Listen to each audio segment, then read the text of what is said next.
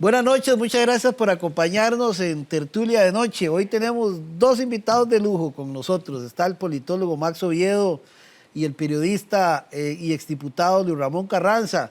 Con ellos vamos a hablar de política, por supuesto. Vamos a hacer una valoración del primer gobierno de don Rodrigo Chávez, que por cierto este 1 de mayo, se cambió la Asamblea Legislativa. Bueno, no se cambió, hubo reelección. Ahora vamos a hablar de ese tema. Rodrigo Arias seguirá como presidente del Congreso, que no es ninguna sorpresa, ¿verdad?, para muchos.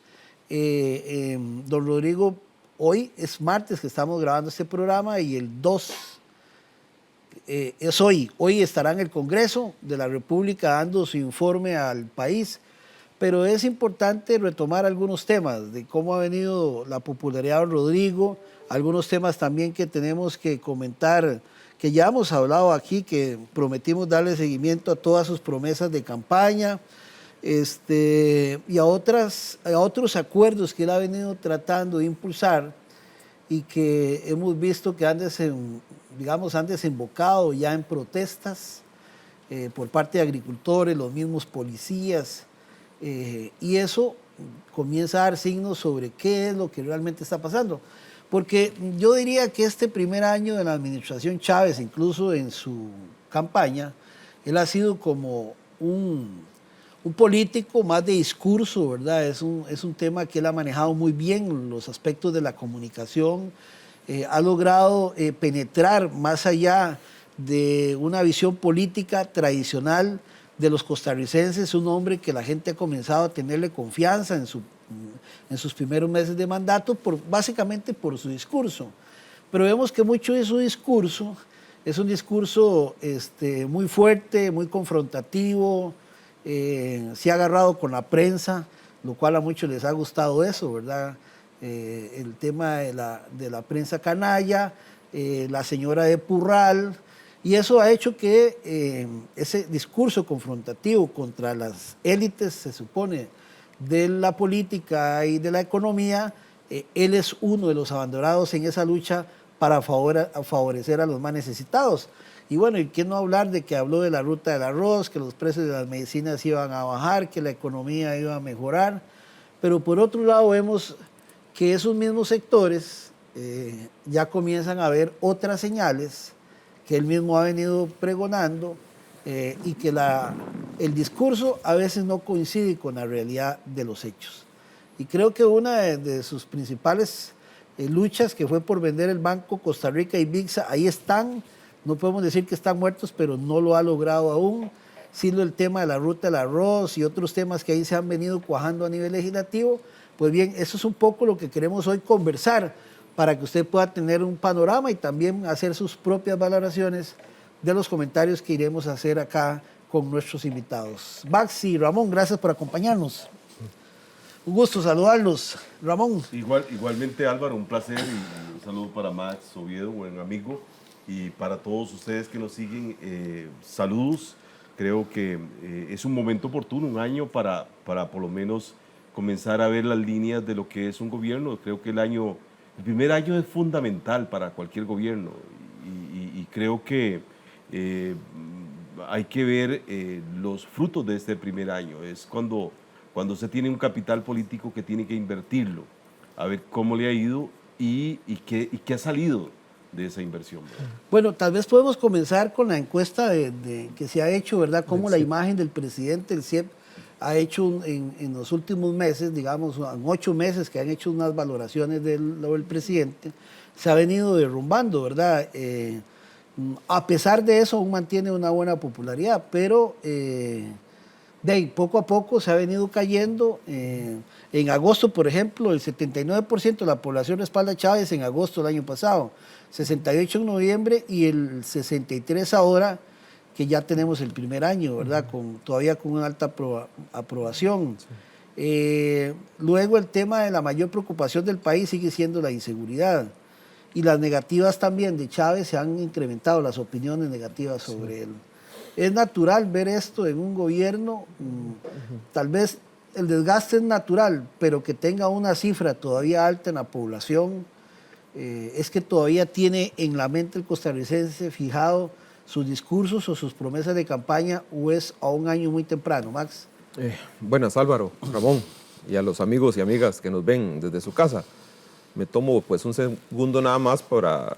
Desgraciadamente se nos fue doña Orfilia Blanco y quiero enviarle un mensaje a sus familiares y amigos, ¿verdad? Y corregir una gran dirigente del Partido de Liberación Nacional. Gran dirigente del Partido de Liberación Nacional, seguidora de este programa, ¿verdad? Así nos lo había confesado cuando la topábamos en la calle. Mamá de un gran amigo, bueno, los Ajún, pero Ronnie un gran amigo. Exactamente. También. Y corregir algo que dije la última vez que estuve aquí, en el sepelio de otra gran liberacionista, doña Elisa Cruz Vélez. Dije que no estaba ninguna autoridad de liberación, y me acuerdo que sí estaba doña Pilar Porras, ella sí estaba en ese sepelio, y entonces tengo que corregir porque dije algo que no era cierto. Pero bueno, de lo que me pregunta Álvaro, en este momento el presidente tiene un 1% menos que la aprobación que tenía Carlos Alvarado en el mismo periodo de tiempo de su gobierno.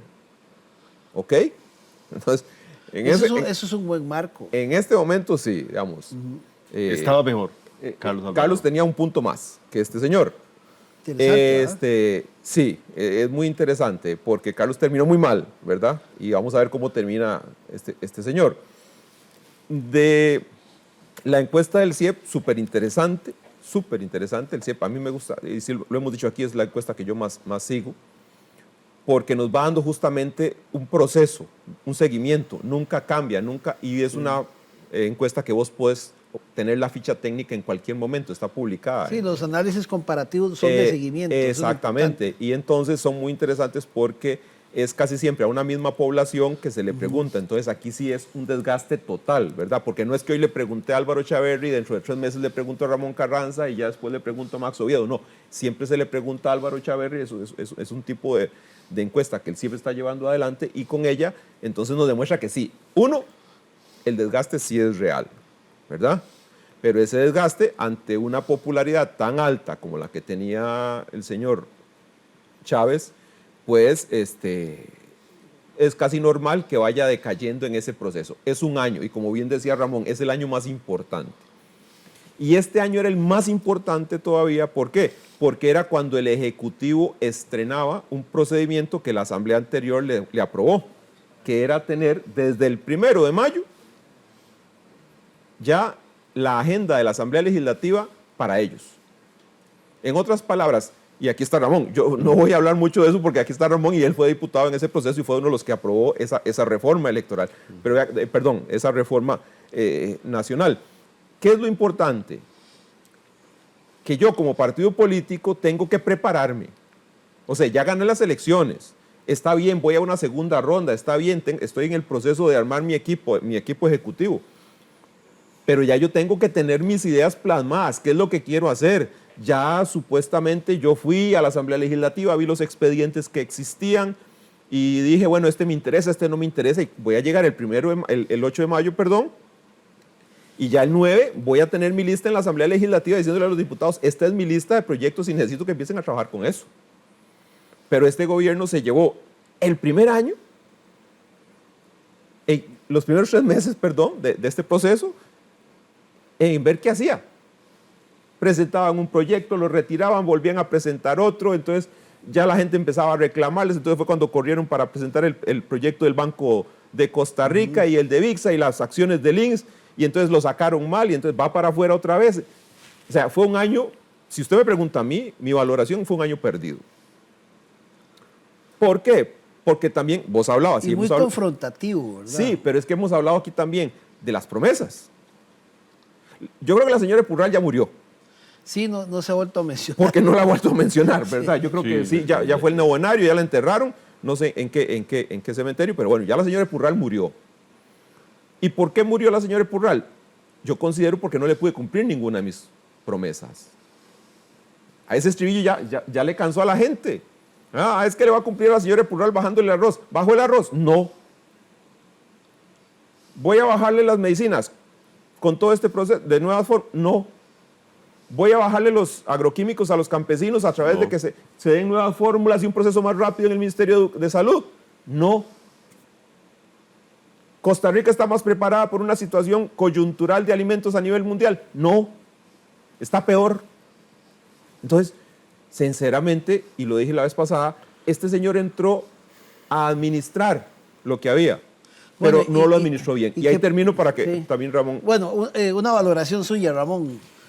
Hay una frase en lo que yo puedo resumir este primer año y es muy usado en las parejas. Cuando el hambre entra por la puerta, el amor salta por la ventana. Y esto que planteaba Max es bien dicho, es que es muy fácil en política hablar, pero lo difícil es realmente gobernar. Porque yo puedo formarme ilusiones y con un discurso bonito, o bonito no, que llegue, convencer a mucha gente de que estoy haciendo lo correcto. Es decir, yo soy el Quijote que me enfrento a los molinos de viento y esas novelas la gente las compra bien. Pero cuando esto tenemos que verlo materializado, no solo en la parte de legislación, que todos los cambios de legislación, por lo menos algunos de los que proponía, eran amenazas contra instituciones como el Banco de Costa Rica, como bueno, la ruta del arroz, Fanal. Fanal. Es que lo que ha tenido no es nada que beneficie a la señora de Purral, sino que ya comienza a probársele que beneficia a muchos financistas de campaña. La ruta del arroz está beneficiando a personas muy concretas que le apoyaron a él en el proceso electoral. Y entonces, cuando la gente va al supermercado dice, no, el arroz no solo no bajó de precio, sino que le bajaron la cantidad. Los frijoles ya ahora no son de 900 ni de 1 kilo, son de 800 gramos. Ya no son de 2 kilos la bolsa de arroz, sino de 1.800 gramos. Es que además no se ha hecho nada para proteger a esta gente, a los agricultores, perdón, a los consumidores. Creo que lo de don Rodrigo no es ajeno a lo que ha pasado en Latinoamérica. Max, que tiene esa lectura como politólogo más amplia, Bolsonaro, Trump, estos discursos ya, Bukele, han sido repetitivos. Y entonces la gente concentra muy bien un grupo que lo va a mantener ahí, que se va a morir por él, porque la gente le gusta ese discurso chabacano. Leía un día de estos que hay veces se pierde tanto en lo chabacano que raya en lo ridículo. Es que no respeta a nadie. Yo con todo el cariño que le tengo a los colegas que trabajan en los medios de comunicación, pero para muchos ir ahí es como una gran cosa. Claro. Pero la verdad es que la forma como trata a los periodistas no es que tengan que tratarse mejor que nadie, pero es que es un irrespeto como persona. Él no Álvaro, y aquí yo como periodista, yo no iría, ni el medio iría jamás a prestarse para ese show, porque además él tiene el instrumento, eso se me parece a los medios de comunicación de antaño, donde solo hay una línea. Yo recibo lo que quiero, pero disparo lo que quiero. Porque el periodista se convierte en un actor solo si él le da la palabra. Y entonces lo ataca. Hace show, el uso de los medios regionales. Eso es mentira. Él lo que tiene son muchos de sus seguidores que le aplauden, que van a cubrir las conferencias de prensa, pero en los medios regionales, digo yo, que tengan una línea editorial independiente y que no se presten, no van. Ellos no van a estar ahí. A mí me preocupa algo y no sé si en otros gobiernos ha pasado. Es el tema del temor que tiene el costarricense y que a veces las preocupaciones a uno lo hacen distraerse más por eso que por una realidad nacional. Y lo digo porque parte de una de las encuestas que se da a conocer sobre los miedos de los costarricenses, que he visto que ahora ha incrementado mucho, sea, el mes pasado ha sido el más violento como nunca en la historia de Costa Rica. Pero miedo a perder el empleo, futuro de los hijos, sufrir un asalto, narcotráfico en el barrio, perder el país y no tener una pensión del futuro. Están ligados básicamente con temas muy, muy, muy personales, ¿verdad? Ya son temas que no se trasladan, es decir, bueno, es que los agricultores se van a ver afectados, eso nos pueden afectar, es que van a vender las instituciones del país. No, y ahora eso es un temor que se ve más familiarizado y más cerca a mí, ¿verdad? Que me hace en alguna medida preocuparme por eso, y todos estos temas que son importantísimos, de los cuales vamos a hablar, quedan en un segundo plano. Antes era al revés, ¿verdad? Antes era al revés. Ahora pasan los temas personales a un primer plano y los temas políticos, país a un segundo plano, lo cual es peligroso, porque ahí es donde los políticos, a través del miedo, ¿verdad?, que vivimos, hacen esto porque esto para la sociedad no es importante, es más importante preocuparme porque se me metan a robar, ¿verdad? Entonces no sé cómo analizan eso. Bueno, perdón, voy a hablar yo. Es interesante, primero para seguir el hilo. 4 cosas se prometieron el primer año, ¿se acuerda? Sí. Reforma institucional, venta de algunos activos, bajar el precio de la luz, los bajar medicamentos, precios, exacto. El arroz. Y hasta se crearon 4 comisiones en la Asamblea Legislativa para ver el tema educativo, que era el otro tema. Bueno, esas necesidades que el costarricense decía hace un año en las encuestas que era lo que más le preocupaba, ¿verdad? Y es cuestión de sacar las encuestas del CIEP viejas y la gente decía, el tema de educación me preocupa mucho, me preocupa mucho el tema de las instituciones públicas, de la situación económica del país. Y bueno, ¿qué es lo que pasa? Que eso no se cumplió nada. De esos 4 aspectos, nada se cumplió. Y ahora viene y se le suma el aspecto que usted está diciendo, el aspecto seguridad. Entonces ya el gobierno no tiene que resolver 4 cosas, ya ahora tiene que resolver 5. Y si seguís en la encuesta vas a encontrar 6 y 7 temas más. O sea, ya la cosa se va haciendo más gigantesca y no se ha logrado resolver absolutamente nada. Entonces ahí sí es muy peligroso. Y otra cosa, Álvaro, porque me estás hablando aquí del tema de discurso y de lo que la gente siente, se han hecho análisis a través de todos los países que han tenido personas como la que nos está tocando a nosotros tener como presidente de la República. Mira, y hay algo interesante. ¿Por qué la gente lo sigue apoyando? Y uno podría decir, es que muchas personas sienten que, puchica, yo siempre he estado debajo del zapato de todo mundo. Siempre estoy debajo del zapato, siempre estoy debajo del zapato. Llega alguien que le dice 4 a la persona que me tenía el zapato encima y yo me siento bien. Me siento bien. ¿Verdad? Al fin alguien le dijo a este descarado que es un sinvergüenza ladrón en la cara. Sí, claro. ¿Qué dicha? Sí, sí. ¿Qué es lo que pasa? Que con eso me doy por satisfecho. Eso está pasando en Latinoamérica con los ciudadanos. Eso ya me cumplió. Le dijo desgraciado a Max Oviedo en su plena cara. ¿Qué dicha? Me siento bien. Y dejan de pensar en los otros temas importantes que vos estás diciendo, ¿verdad? Y entonces empiezo a preocuparme únicamente por lo coyuntural, porque se van a meter a mi casa, porque están vendiendo droga en mi barrio. Y esas cosas ya no me dejan ver toda la problemática gigantesca que se me venía atrás y que ya venía empujando. Y que ya las instituciones del Estado había que reconformarlas, pero y para la solución más fácil de alguien del Banco Mundial, por supuesto, no había otra medida que pensar que iba a hacer este señor, es vender. Esa siempre ha sido la receta del Banco Mundial y nunca ha cambiado, ¿verdad? Y vender para gente que tenga negocios en eso. Y muy bien lo decía Ramón, ¿verdad?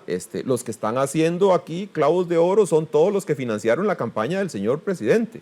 Mira, y es que...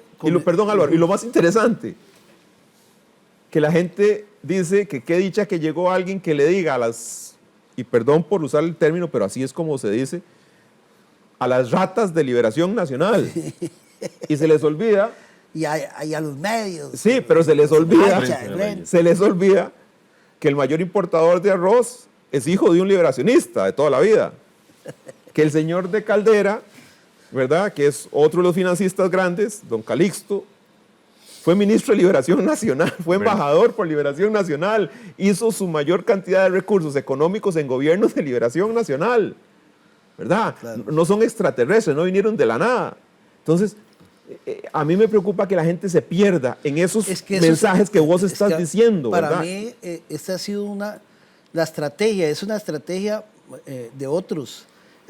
Él ha sido una estrategia de comunicación lo que ha tenido el presidente. Y de un hombre No, fuerte. no una estrategia política, una estrategia de comunicación, porque lo que decías el primer año, vea con el tema de la ruta del arroz, dijo, el arroz va a bajar, vamos a comenzar a bajar el arancel de 36 a un 5%, para que se pueda importar arroz que ha venido máxima, estaba leyendo de Brasil y otros lugares, y hacía la gente que estaba carísima, vamos a vender arroz. Y viendo aquí un reportaje de Semanario de la Universidad, la ruta del arroz le aseguró a contratos, le aseguró contratos estatales por 8.300 millones a 4 industrias a costa de productores. Beneficia a 3 industriales de ANINSA, una asociación de industriales que en menos de un año cambió radicalmente su postura con respecto a la ruta del arroz, política que les permitió dejar de pagar 2.400 millones en impuestos. Sí, ¿Y a dónde está traducido eso? Que diga que ya bajó 5 colonias, 3 colonias. No. Es que esto es una barbaridad, la verdad. No, tal vez, Álvaro, yo también quería aportar algo de la figura del presidente, porque la gente...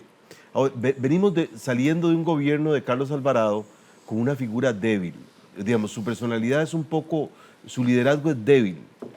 Tan así es que un ministro se atreve a gritarle y a contradecirlo cuando nombra a Otón Solís en la OCDE. Como representante de la OCDE, de Costa Rica en la OCDE. En la OCDE. Y se atreve a contradecir al presidente públicamente, una figura débil políticamente. Y entonces Costa Rica reclamaba un hombre fuerte, un hombre de verdad, y abro comillas, un hombre que golpeara la mesa. Aquí se le salió al costarricense y a los y las costarricenses el machismo puro, porque Rodrigo representa al tocador, digamos, al machista más típico del país. Y él, además, que lo apoyaron muchas mujeres, ¿verdad? Sí, con su personalidad le ayuda en esa línea. Entonces, él ha mantenido, si usted ve, por ejemplo, en todas las conferencias de prensa, es el hombre de látigo, que humilla a sus... un día esto leía que cómo tenía que ser el perfil de un ministro o un subalterno de Rodrigo. Es decir, para tener ahora con el ministro de Seguridad, tener la capacidad de echarse las culpas para salvar al presidente. El presidente no entiende la jornada 4-6, no la entiende. De los policías. Mentira que no la entiende. No, yo lo conocí cuando fue ministro de Hacienda y tonto no es. No. Pero que le gusta jugar con la cara de tonto, sí. Y ahora que usted decía eso de los ministros, qué vacilón, porque no hay ministros, digamos.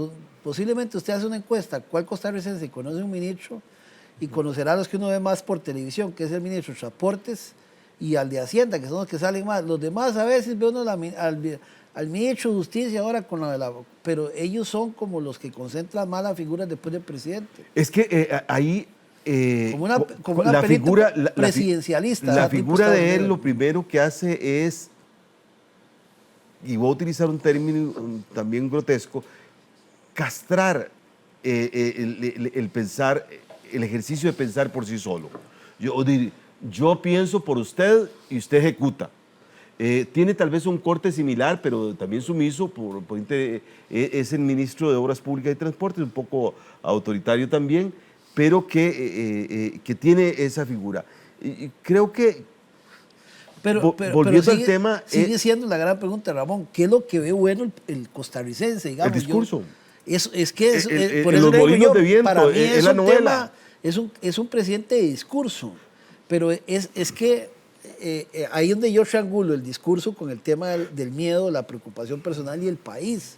El problema es que el país se nos está yendo. Ya ha pasado un año. Sí. La ruta de la educación, ¿dónde está la ruta de la educación?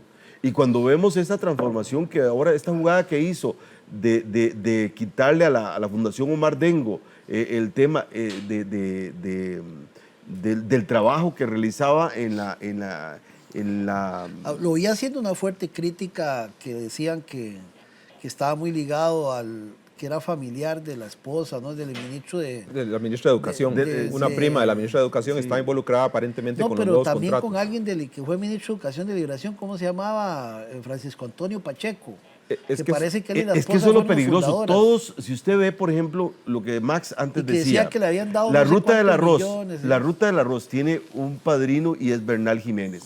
Bernal Jiménez, hijo de Bernal Jiménez, expresidente del Partido de Liberación, que usted ex ministro de Hacienda, ex diputado para el Partido Difunto, de Liberación. ya, ¿verdad? Si usted lo ve, por ejemplo, cuando habló de las medicinas, mire, yo sí algo como diputado trabajé por el tema de las medicinas, tan así es que en la Comisión de Económicos me lo archivaron por los intereses que ahí se generan.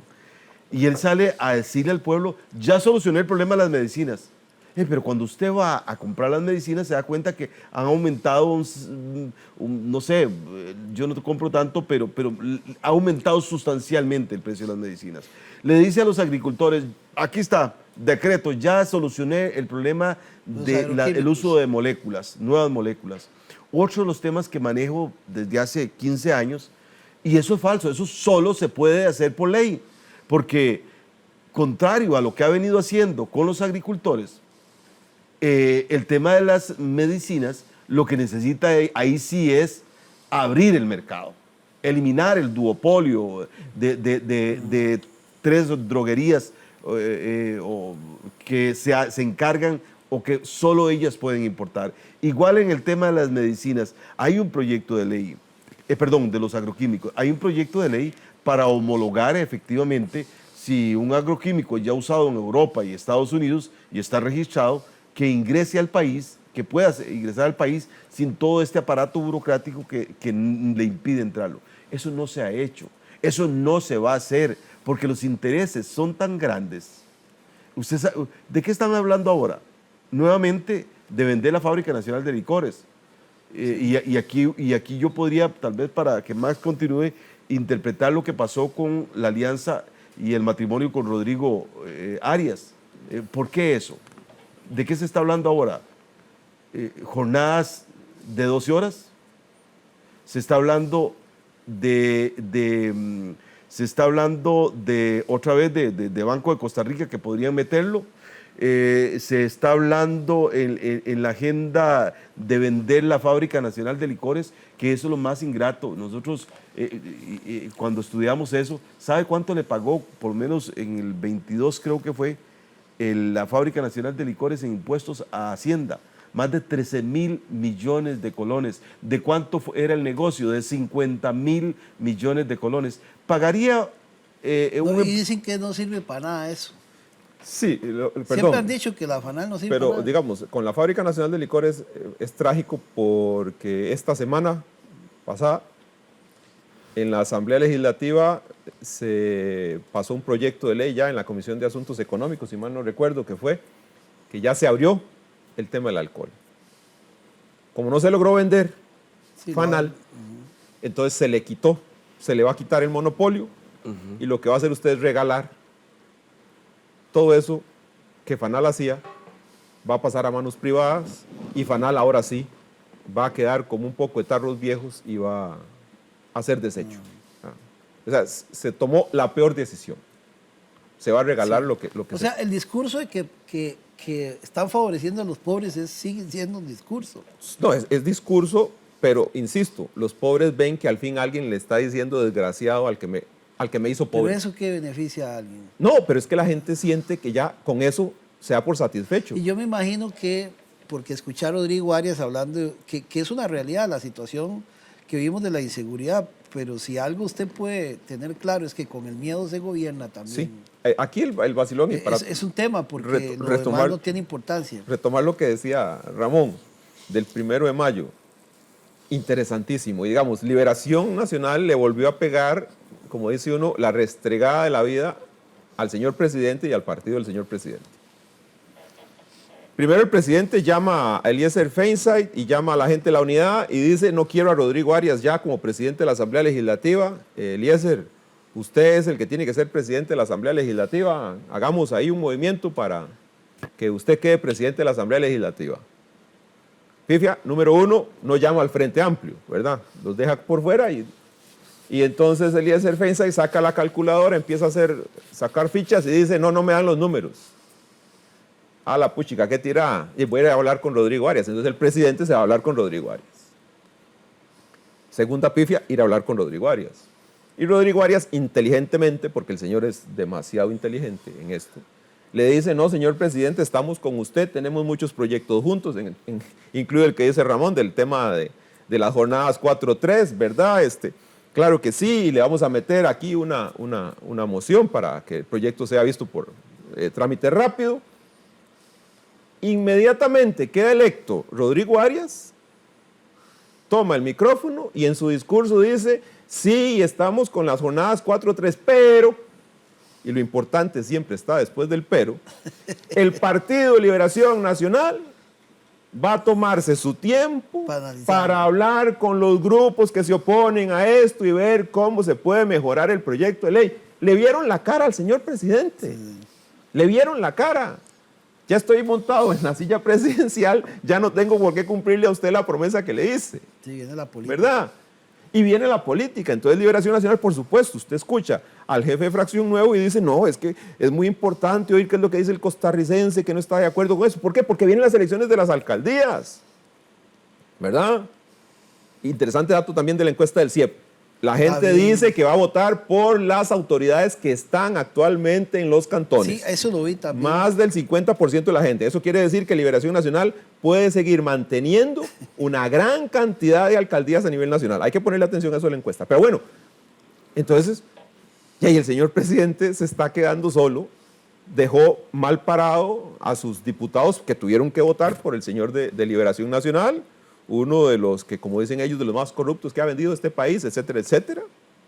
Y ahora el señor les sacó, no vamos con eso. ¿Cómo va a influir esa foto del presidente Chávez con el presidente de la Asamblea Legislativa, Rodrigo Arias? Porque a mí me interesa esa foto. Yo ahí publicaba una nota y la gente dice, no, ahora sí que el presidente ya no, eso no se vale. Esa foto con Rodrigo Arias no se vale, porque los Arias tienen mucha animadversión. O sea, si usted ve Liberación, la carga más negativa la cargan los Arias. También la popularidad. Son amores muy fuertes.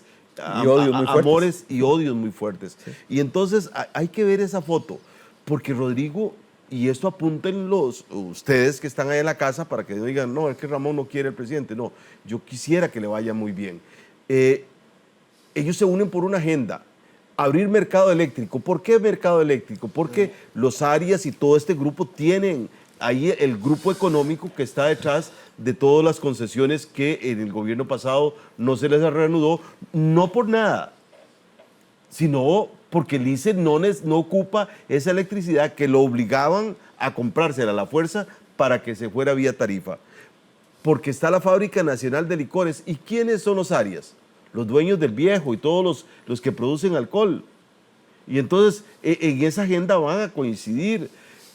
Rodrigo, yo estoy seguro que coinciden las jornadas de 12. Ahí fue una parte de Liberación que se partió y le dijeron, Rodrigo, te apoyamos para la presidencia, pero no para el tema de jornadas. Y ahí hay una parte de Liberación que está uniéndose para ir en contra de eso, porque eso es un retroceso de los más grandes, y eso yo cuando fui diputado estuve en contra, aunque fue también responsabilidad del gobierno de Carlos Alvarado, eso hay que decirlo, de que propuso ese proyecto.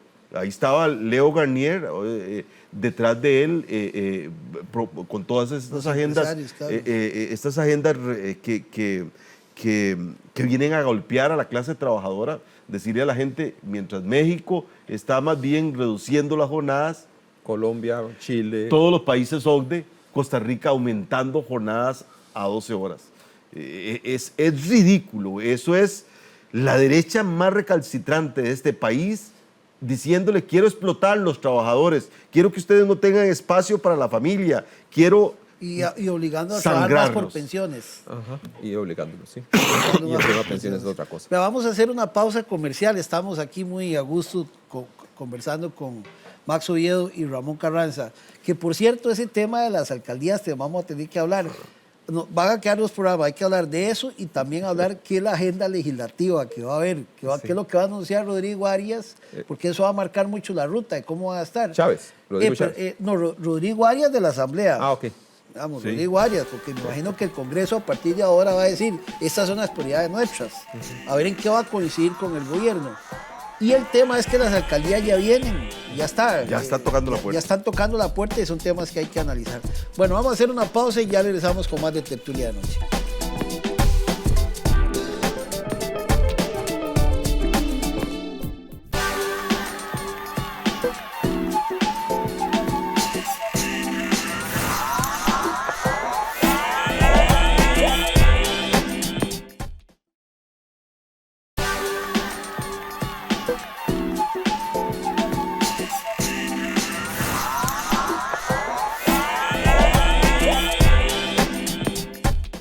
Bien, continuamos en Tertulia de Noche, ya casi se nos va la hora de programa, pero rapidísimo. Hay muchos temas que nos quedan ahí, pero ¿qué podemos esperar de aquí para adelante? Es que es el primer año apenas, ¿verdad? ¿Qué podemos ver en este año que va a marcar un poco el segundo? Maxi y Ramón, ¿qué creen ustedes? Yo creo que, como bien decía Ramón y vos lo compartías, sí se va a dar un aceleramiento en algunas cosas. Venta del BCR que se van a volver a presentar. ¿Va a volver otra vez? Van a volver a presentar. Dicen que con menos errores, pero venta del BCR, venta de las acciones del INSS. También van a tratar de sacar algo de seguridad urgente, que eso sí es muy urgente, claro. aunque parece que está mal planteado, ya hay algunas críticas que se le han hecho. Y por el tema de Fanal no creo, porque ya le dieron el golpe de gracia a Fanal por lo menos desde mi óptica esos serían como los más Tema de seguridad. más rápidos, sí, y el tema de seguridad que es la coyuntura que tengo ya. Que yo no sé por qué todo el mundo habla de cosas, pero yo creo que ya las cárceles en este país, parte de los que no meten gente a la cárcel, pues ya no cabe la gente, me parece a mí. Sí. Ramón. Yo creo que la va a tener más difícil, porque ya el tema político comenzó a calentar. O sea, ya en el primer año, es que cuando usted ve qué logró, dice, bueno, el primer año, Carlos, el gobierno pasado se había aprobado la reforma fiscal, no era a menudo. En este año, ¿qué se ha aprobado? Nada así fundamental. De hecho, no hay un panorama claro en seguridad, no hay.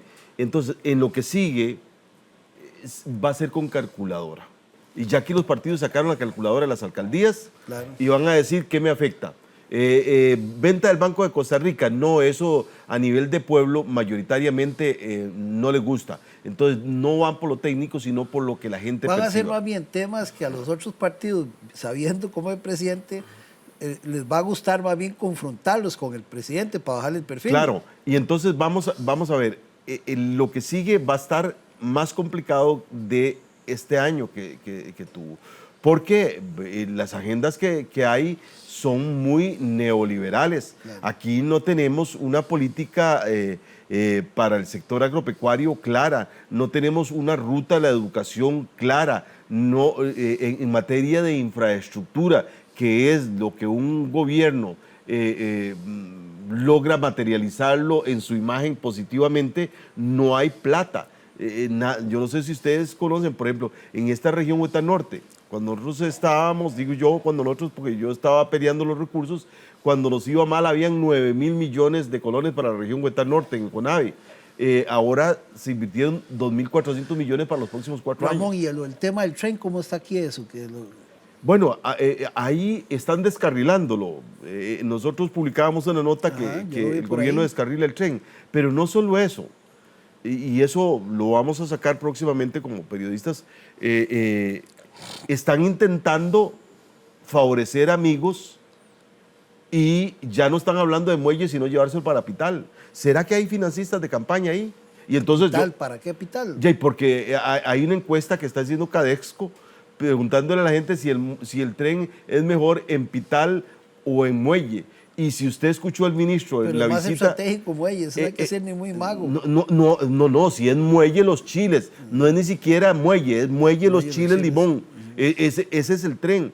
Pero los intereses económicos bueno, se así mueven. querían hacer el tren en San José y llevárselo para el Coyol, ¿verdad? También. Bueno, es muy raro, digamos, el ministro de Obras Públicas y Transportes empieza ya a dar palos de ciego. El tema de DECRA no le funcionó nada, ¿verdad? La No, revisión más bien técnica están apelando la licitación. sí, y hay mucho encontronazo ahí. El tren de pasajeros de San José, de la meseta central, que era el proyecto del gobierno de Carlos Alvarado, que llevaba la primera dama de la República, es igual, ¿verdad? Ahora quieren hacer un tren que salga al aeropuerto sin... Y sí, exactamente. San José. Que vaya para una parada de buses nueva que van a crear ahí en Alajuela, ¿verdad? Pero también es una empresa que está regalando los estudios, entonces usted empieza a preguntarse, ¿cómo que una empresa está regalando los estudios? ¿Qué es esto? Ya, eso como que en el costarricense no cala muy bien. Yo creo que sí va a haber hay muchos desaciertos en el tema. No se ha logrado abrir la punta norte La de ruta 1 circunvalación. no va, la ruta ¿Qué San pasó José, con esto de la plata de la carretera? San Ramón. Que ya uno, que es Esa un plata. tema muy trillado, pero muy necesario a veces de comentar. Que iban a abrir hasta Sucre, ¿eso qué pasó? Eso ya estaba adjudicado. Es que yo no sé la capacidad. Cuando salimos, esa ruta ya estaba adjudicada. A salir a Sucre. La abundancia Sucre. Ajá, correcto. Pero no se ha movido. ¿Por qué? Porque no hay plata.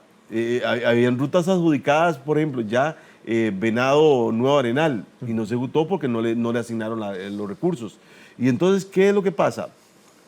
Todos lo están revisando. Álvaro, en esto que sigue van a ser para revisiones. La ruta 1, San Ramón, San José, revisión. Ahora el tren de carga, revisión. El tren metropolitano, revisión. La ruta 32 es muy probable que se les va a varar también. Entonces, y eso apúntenlo ustedes, porque tal vez dirán, ¿qué panorama más negativo el de Ramón? Apúntenlo para que después me desmientan a futuro. Porque yo les voy a decir, la carretera San Carlos no se va a hacer.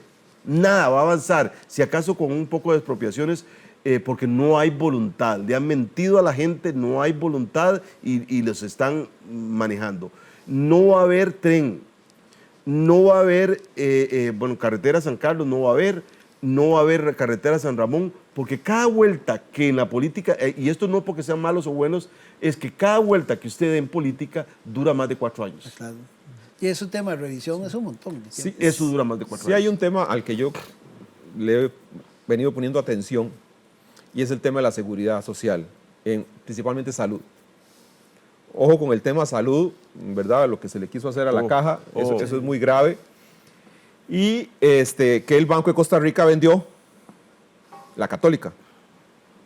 El Banco de Costa Rica era dueño de la Católica, la Clínica Católica, aquella que queda por Guadalupe, ¿verdad?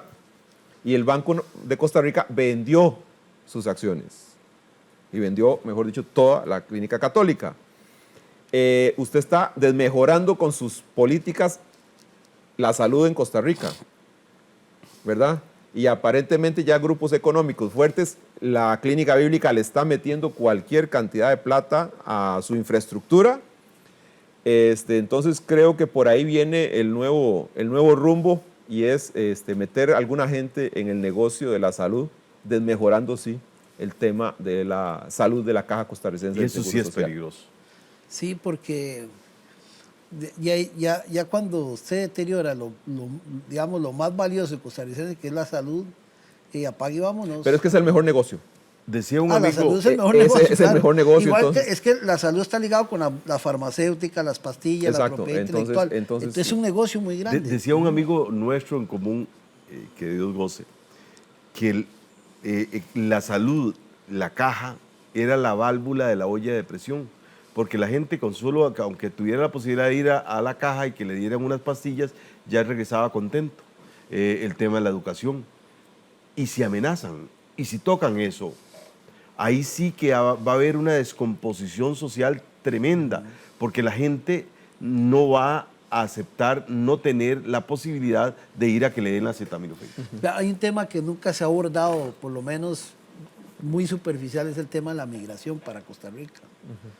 Ese es un tema que está ahí como botadito, pero uno lo ve aquí en San Carlos, es que cómo estará todo el país lleno de migrantes. Uno ve, por todos lados usted ve gente, venezolanos, haitianos, de todo tipo de gente caminando para acá y para allá y para acá. Y uno dice, está bien, uno sabe que la situación de esos países no amerita, pero ¿cuál es el control que hay sobre todo eso? ¿Cómo está compartiéndose eso con el tema de la seguridad social de este país, que también está quebrado? Digamos, es que uno no ve regulaciones en ese sentido y hay que prestarle atención. Como dijo usted bien, eso es tema para otros Sí, programas. claro. Bueno, no, agradecerles mucho y la verdad es que uno no es que viene aquí a sentarse a quejarse o a hablar mal, es de la realidad que uno vive siempre y vive todos los días, porque uno dice que puede rescatar algo bueno de todo esto que estamos viviendo. Y la verdad es que cuesta buscar qué bueno está favoreciendo al costarricense, aparte de los gritos que pega el presidente, ¿verdad?, en sus conferencias de prensa, que realmente esté necesitando a ciertos sectores, beneficiando a ciertos sectores. Pero sí el panorama macro de la situación del país, uno sigue viendo ausencias, por ejemplo, de los equipos económicos del gobierno. ¿Cuál es la propuesta de reactivación económica que tiene el gobierno?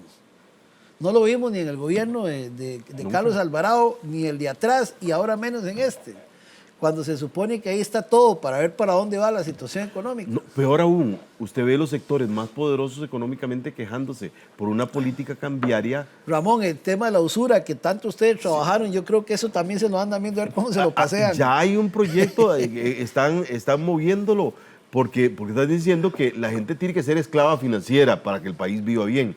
Eso en primer lugar. Y lo segundo es la política económica. Yo le he dado un poco de seguimiento a eso. Es casi como bajarle el 30% de ropa a los bancos. El sector económico más fuerte de este país, el sector agroexportador, con una política a la baja.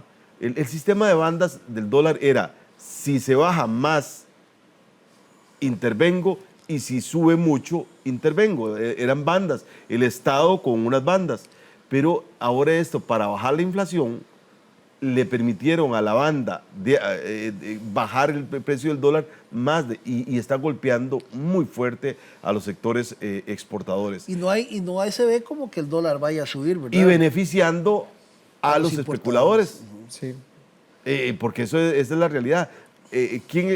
Los que especulan en el mercado financiero son los grandes beneficiados. Compraron dólares, los convirtieron a colones, pagaron tasas de interés altas, les pagaron tasas y ahora cuando están bajos compran otra vez dólares. Entonces, pero eso, como dicen, es otro tema.